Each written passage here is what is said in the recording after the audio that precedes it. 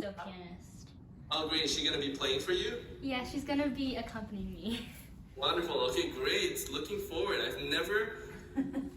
I've not heard this concerto, and I tried to find a recording of it, and I couldn't. So this will be my first experience of this concerto. I'm very excited. Yeah. There's a recording of it on YouTube, but you might have to scroll down a little bit. And how did you find this concerto? Were you just listening to a bunch of different ones? My teacher recommended it to me, and then I listened to it, and I really liked it. Yeah, I just fiddled around with it. It looks like a nice piece, so I'm looking forward to hearing it. Thank you. Yeah, take it away. I'm sorry.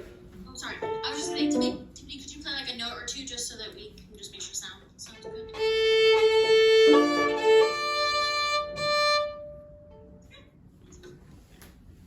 Do you want to cheer? Are you good? Yes. You cheer?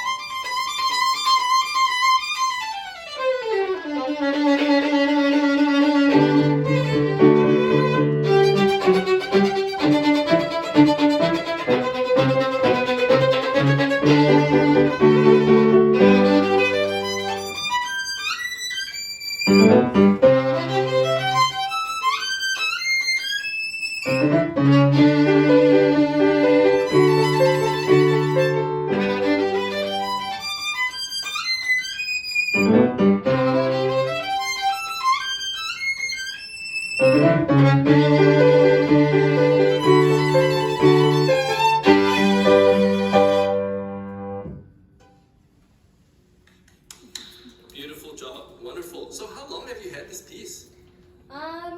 I think I had it, since September, maybe before during the summer. Great, that's such a good piece. Thank you for introducing it to me. You played beautifully, and I just think this is such a great concerto. I can't believe it's only come to my knowledge now. So I was wondering if I could talk today about sound, and I think you have like a really big, and of course, again, I'll say disclaimer, it's hard to know over the computer, but I really love the fullness of your sound, but I wondered if there's a way to get it to be even more supported by your instrument, because I feel like maybe you're perhaps making some technical decisions that might work a little bit against you when you're trying to create different kinds of sounds. So we're gonna just experiment a little bit today with what to do in order to create the sound that we're hoping for. So I wonder, let's start with, loud, like big sound, okay? Okay. Let's go to the end of the very end of the piece, because I feel like there's a lot of that nice juicy stuff there. Where is it good?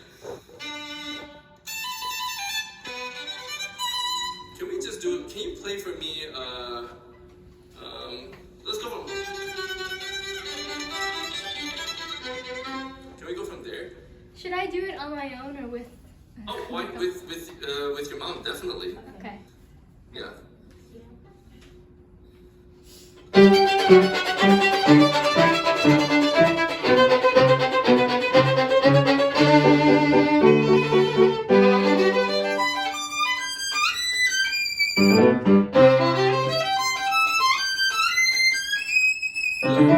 Good. Very nice, very nice. So, first things first. Where's the weakest part of the bow? The weakest? Yeah. Where it's farthest from the hair, maybe? That's a good answer, because when we're far away from the frog, we have to use a lot more effort to create a big sound. However, that's not the weakest part of the bow. It's actually the part of the bow. The tip has a lot of tension, right? It's very tight here, and it's very tight at the frog. The weakest part of the bow is actually in the middle, right? That's where if I apply a lot of weight, I can easily get the stick of the bow to touch the string. You probably can, if you do it, it's very easy to get a bow, stick the tungsten string in the middle. You use almost no force whatsoever, Right. or no weight whatsoever, and it'll pretty much scrape against the string, right? Right, so first things first, that's not a very good place to play fortes in general, but much less so if I'm playing on the side of the hair. Because what happens if I turn the bow to the side and I play in the middle? Yeah, I'm basically playing on the stick most of the time, right? So if you could do just... Can we just do... let's just take... Can you just do those two notes for me? Already so much better. You hear how big your sound is? And I don't hear that the sound of the wood against the string as much, because that sound, if I hear it too much, it actually distorts the hair. What you're doing actually is you're kind of pushing the hair of the bow aside and you're playing with the stick, and that doesn't, it's kind of like a colenio sound. We don't need that, right? Yeah. And same thing, I think it's always better to not do that right in the middle of the bow, or at least don't start there and stay there. So I would go...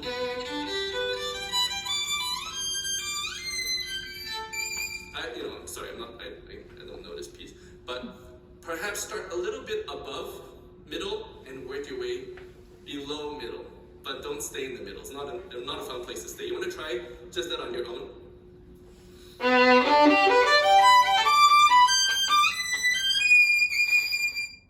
Good. Yeah. And this is the amazing thing about the playing the violin, is that if you do exactly the same motion in the right hand in the same place, but your left hand's moving all over the place, you actually get very confused. The hands like to do symmetrical things. So if the left hand is moving up, the right hand likes to move up as well. Does that make sense? Because they like to do symmetrical things. It's very hard to do like pat your head and yeah, you've heard that before, right? Someone's told you that. It's very hard to do two different things. So I would encourage you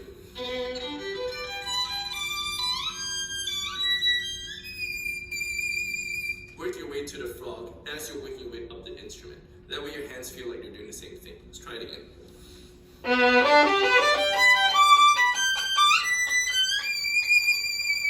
Good. And you're high up on the E string. By the end, you're high up on the E string. The string is so short, you don't need to press very hard to create a beautiful sound. You want to try one more time? Press Yeah.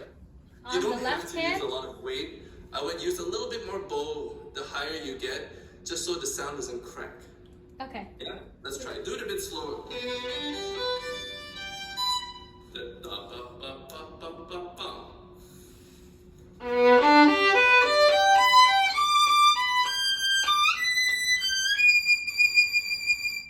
Already much better. Can we delay getting to the frog just by a little bit so we don't get there so soon? Because I find that you get a little bit stuck when you're up here at the frog. Let's try it again.